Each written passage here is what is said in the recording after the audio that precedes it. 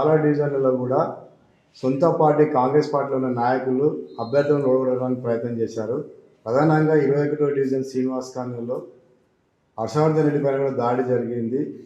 డబ్బులు చీరలు పంచడానికి వెళ్ళిన సందర్భంగా క్యాడర్తో అర్ధరాత్రి ఇష్యూ జరిగిందన్నారు. అసలు ఆ వీడియోలు కూడా కొంచెం వైరల్ అయినాయి. దానిపైన ఏం క్లారిటీ సార్? మొత్తం 59 డివిజన్లలో ఎన్నికలు జరిగినాయి. 59 డివిజన్లలో గౌరవ ఎమ్మెల్యే గారు కానీ, పార్టీ సీనియర్ నాయకులు కానీ, సంజీవ్ ముదిరాజు గారు డిసిసి అధ్యక్షులు గారు కానీ అందరూ ఒక సమన్వయ కమిటీతో అభ్యర్థులను ఎంపిక చేయడం జరిగింది. ప్రజాస్వామ్య దేశం, అందులో ప్రజాస్వామ్యం ఎక్కున్నటువంటి పార్టీ మాది. ఎక్కడో ఒక దగ్గర లాంగ్ సీనియారిటీ ఉన్నటువంటి కొంతమంది వ్యక్తులకు రాకపోయి ఉండవచ్చు, లేదా కొంతమంది ఆశావాహులు గత ఎంపీ ఎలక్షన్లో వంశీచంద్ర రెడ్డి గారి గెలుపు కోసం వచ్చిన వాళ్ళు 1-2 భరోసాలతో వస్తే వాళ్ళకు ఎక్కడైనా నిరాశ కలిగి ఉండవచ్చు. ఆ నెపంతో అక్కడక్కడ రెబల్స్ ఉన్నటువంటి మాట వాస్తవం కాంగ్రెస్ పార్టీలో. ఎందుకంటే ఉన్నదాన్ని మేము దాచిపెట్టే ప్రయత్నం చేయం. డెఫినెట్లీ ఆ రెబల్స్ ఉన్న దగ్గర కొంత పార్టీ మీద వ్యతిరేకత కంటే రేవంత్ రెడ్డి గారి మీద అసలు వ్యతిరేకతనే లేదు. ఎన్ఎం శ్రీనివాసరెడ్డి గారు చేసిన అభివృద్ధికి వాళ్ళు ఒప్పుకుంటున్నారు. కానీ లోకల్లో ఉన్న క్యాండిడేట్ వల్ల అరే వీడు నినాగా వచ్చే నన్ను కాదని టికెట్ తెచ్చుకోండి ఇగో ఫీల్. మన మనుషులం వివేకానందమో గౌతమ బుద్ధమో కాదు, ఇగో ఉంటుంది ఎవరికైనా ఒకరికి. ఆ ఈర్ష్య ద్వేషాల పరిస్థితిలో వాళ్ళు కొంత ఆపోజ్ చేసినటువంటి మా దృష్టికి వచ్చింది. ఎస్పెషల్లీగా మా జమిని శేఖర్ నన్నే క్వశ్చన్ అడుగుతా ఉన్నాడు. 21st వార్డు నివాసి నేను, మా రాజధాని గారు ఉద్యోగ సంఘాల నాయకుడు నిల్చున్నాడు. ఎస్, నేను ఎమ్మెల్యే గారు కూడా నిన్న ఫోన్ చేసి చెప్పిన నాకు అటువంటి భయాలు ఏమీ లేవు. Party ultimate, party supreme. పార్టీకి వ్యతిరేకంగా ఎవరైనా పనిచేస్తే లేదా పార్టీ నిలబెట్టినటువంటి అభ్యర్థికి బాహాటంగా వ్యతిరేకిస్తే వాళ్ళను పార్టీ నుంచి బయటికి పంపమని డిసిసి అధ్యక్షుల వారికి ఫోన్ చేసి అడిగినా, ఎమ్మెల్యే గారికి కూడా నేను రిక్వెస్ట్ చేసిన, అన్న ఇది రాంగ్ ఇండికేషన్ పోతుంది, మీకు చెడ్డ పేరు వస్తుంది, డిసిసి అధ్యక్షులకు చెడ్డ పేరు వస్తుంది అని చెప్పినటువంటి వ్యక్తిని, ఎస్పెషల్లీ మా 21వ వార్డులో ఒక 2-3 కాంగ్రెస్ పార్టీలో చురుకుగా ఉంటూ Congress party MLA camp office లో కనబడుతూ కాంగ్రెస్ పార్టీ అభ్యర్థులకు వేరే వార్డులో ప్రచారం చేస్తూ మా వార్డులో మాత్రం భారతీయ జనతా పార్టీకి బాహాటంగా మద్దతు తెలిపినటువంటి వ్యక్తులు ఉన్నారు.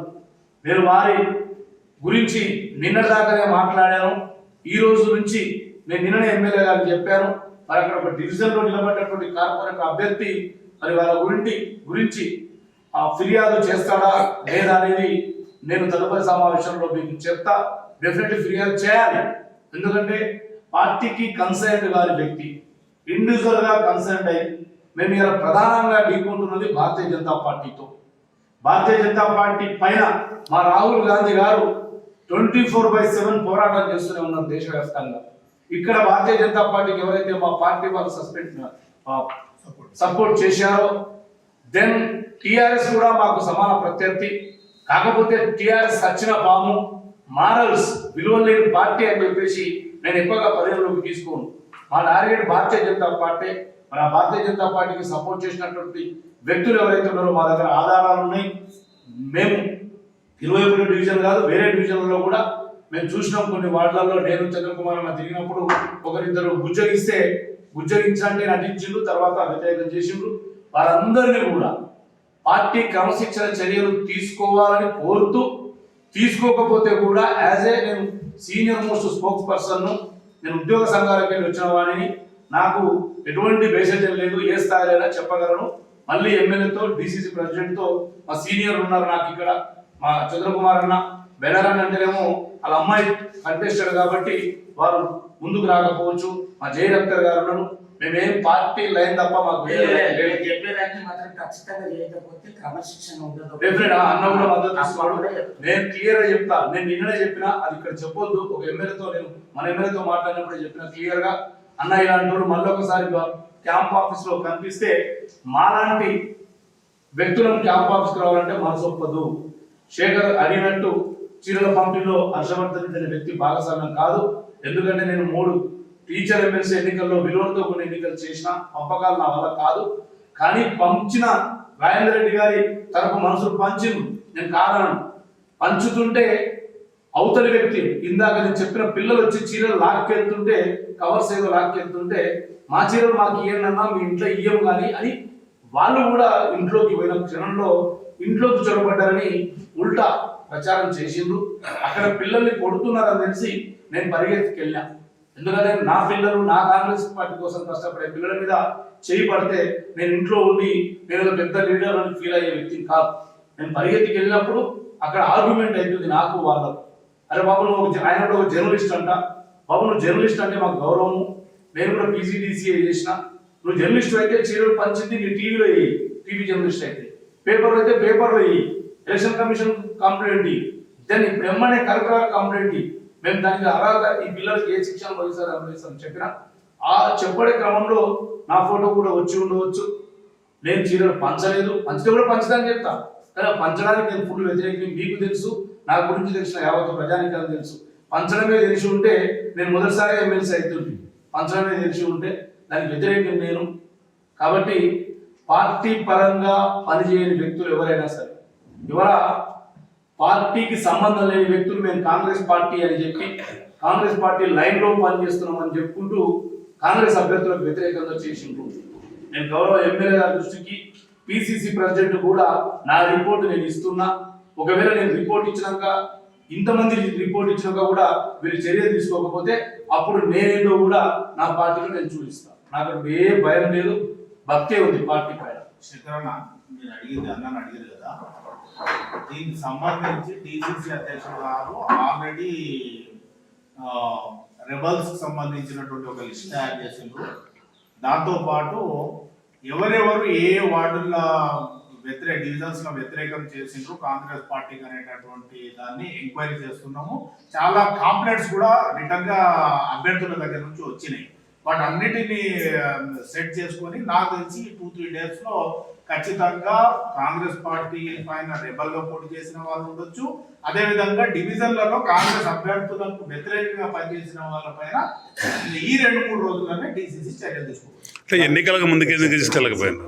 3 రోజుల నుంచి కూడా డీసీసీకి మొత్తం కూడా కంప్లైంట్లు వస్తున్నాయి ఎవరెవరు వ్యతిరేకం చేసిందని. కానీ మొత్తం కూడా చేతులు కాలనాక ఆకులు పట్టుకున్నట్టుగా ఈ రోజు మీరు తర్వాత చర్యలు తీసుకుంటామంటే అక్కడ జరిగిపోయిన నష్టం జరిగిపోయింది. రిజల్ట్ వచ్చిన తర్వాత మీరు ఏం చేయబోతున్నారు? అయితే డీసీసీ గారికి కంప్లైంట్స్ వచ్చినప్పుడు ఎవరిపైన అయితే కంప్లైంట్స్ వచ్చినాయో వాళ్ళతో డీసీసీ అధ్యక్షులు గారు కానీ ఎమ్మెల్యే గారు కానీ సీనియర్ నాయకులు గారు కానీ వాళ్ళకి ఫోన్ చేసి మీ పైన కాంప్లైంట్స్ వస్తున్నాయి, ఈ రకంగా చేయొద్దు, మీరు ఖచ్చితంగా పార్టీ లైన్లోనే పనిచేయాలి, ఎక్కడ కూడా మీరు ఇబ్బంది పెడితే మీరు నష్టపోతారని చెప్పేసి అభ్యర్థులకు ఆ ఎవరైతే వ్యక్తులు వ్యతిరేకంగా చేస్తున్నారు అని చెప్పేసి సమాచారం ఉందో వాళ్ళందరితో జిల్లా కాంగ్రెస్ అధ్యక్షులు గారు సందర్భం వచ్చిన సందర్భాలు ఎమ్మెల్యే గారు అదేవిధంగా సీనియర్ నాయకులు వాళ్ళతో టచ్ లో ఉండి వాళ్ళని పార్టీ లైన్లోనే పనిచేసేటట్టు ప్రయత్నం కూడా చేయడం జరిగింది. అట్లా చేసిన దాంట్లో కొంతమంది మన పార్టీ పనిచేసిండ్రు, ఎక్కడైతే చేయలేదు వాళ్ళపైన ఖచ్చితంగా యాక్షన్ తీసుకోవడం జరుగుతుంది. అలా 21వ డివిజన్లో మీరు ఒక నిమిషం, 21వ డివిజన్లో మిమ్మల్ని నెట్టేసిండ్రు, మీరు కింద పడ్డారు అని సోషల్ మీడియాలో వచ్చింది ఒక విషయము. రెండొక విషయం ఏంటంటే మీరు 2-3 వ్యక్తులు పార్టీ లైన్కు వ్యతిరేకంగా వెళ్ళారని చెప్తున్నారు కదా, ఆ 2-3 పేర్లు ఏమైనా ఐడెంటిఫై అయినాయి ఉంటే మీడియాలో చెప్తారా మీరు? నేను డెఫినెట్లీ మీడియాకు చెప్పడానికి నేను భయపడను. ఆ 2-3 వ్యక్తుల గురించి కార్పొరేటర్గా ఎవరైతే పోటీ చేస్తారో వాళ్ళకు రిపోర్ట్ తయారు చేస్తున్నారు. వారు కంటెస్టెడ్ క్యాండిడేట్ కాబట్టి వారికంటే ముందు నేను చెప్పడం సబబు కాదు. నేను ఏమంటున్నానంటే పార్టీ టికెట్ ఆశించి రెబలేసిన వాళ్ళు పోటీ చేయడంలో తప్పలేదు. ఇది డెమోక్రాటిక్ కంట్రీ, నేను వాళ్ళని తక్కువ అంటాను. వాడు శత్రువు అని మనకు కనబడుతుంది, డైరెక్ట్ ఫేస్ టు ఫేస్ శత్రువు అని కనబడుతుంది, అంతే కదా, నో ప్రాబ్లం. కానీ పార్టీ లైన్లో ఉంది, ఒక వార్డులో కాంగ్రెస్ పార్టీ అభ్యర్థి ఎమ్మడి తిప్పుకుంటూ, ఎమ్మెల్యే గారి క్యాంప్ ఆఫీస్లో కనబడుకుంటూ, డీసీసీ అధ్యక్షుల గారి ఇంట్లో కనబడుకుంటూ, ఇక్కడికి వచ్చేసరికి పార్టీ అభ్యర్థికి వ్యతిరేకంగా భారతీయ జనతా పార్టీ అయితే పనిచేసిండ్రో వాళ్ళపై మాత్రం కఠిన చర్యలు తీసుకోవాలని నేను డిమాండ్ చేస్తున్నాను. ఇంకోటి ప్రధానంగానే డిసిసి అధ్యక్షుడు నామినేషన్ విత్డ్రా అయినా ముందు స్కూటీ చెప్పేసారు. ఇప్పటి వరకు కూడా డిసిసికి వెళ్ళి ఒక్కడిపైన కూడా బహిరంగంగా శాసనసభలో జరిగినటువంటి మీటింగ్ అని డిసిసి అధ్యక్షుడు ఈ విషయం చెప్పింది. కానీ ఇప్పటి వరకు కూడా కాంగ్రెస్ క్రమశిక్షణ చర్యలు ఎందుకు చేపట్టాలి? అంటే ఎన్నికల ప్రచారంలో 60 వార్డులు 8 రోజుల వ్యవధి, అంటే గుడ్రాసు లెక్కేసుకుంటే 6 డేస్ వ్యవధి, 3rd to 9th అనుకుంటే 6 డేస్ వ్యవధి. డిసిసి అధ్యక్షుల వారికి కానీ ఎమ్మెల్యే వారికి కానీ వారు డివిజన్లే తిరగలేకపోయారు మొత్తం. ఈ సందర్భంలో కొంత యాక్షన్ తీసుకోవడానికి కొంత సమయం దొరకలేదు, కంప్లీట్ డాటా దొరకలేదు. ఇంకా నేను అంటే విపులంగా చెప్పాలంటే కొంత ఇంకా డిస్టర్బ్ ఎక్కువైతుందేమో, ఎన్నికల్లో అది ప్రభావం చూపుతుందేమో అని వేచి చూసింది. బట్ అంతిమంగా వాళ్ళ యొక్క ప్రక్రియ మొత్తం గమనించిన తర్వాత రేపు మాపు చర్యలు తీసుకుంటారని మేము అనుకుంటున్నాము. చర్యలు తీసుకోకపోతే మీ మీడియా ముందు ఏదైతే చెప్పినామో యాజ్ ఎ సీనియర్ లీడర్స్గా పార్టీ హితవరులుగా, సీనియర్ జూనియర్ అని కాదు, ఇక్కడ పార్టీ శ్రేయస్సు దృష్ట్యా మేము వాళ్ళపై ఒత్తిడి తీసుకొస్తాం. మళ్ళీ ప్రెస్ మీట్ అనేది గౌరవ డిసిసి అధ్యక్షులు గారు పెట్టినప్పుడు ఐఎమ్ హోపింగ్ ఖచ్చితంగా వాళ్ళ మీద చర్యలు తీసుకునే ప్రెస్ మీటే ఉంటుందని నేను భావిస్తున్నాను.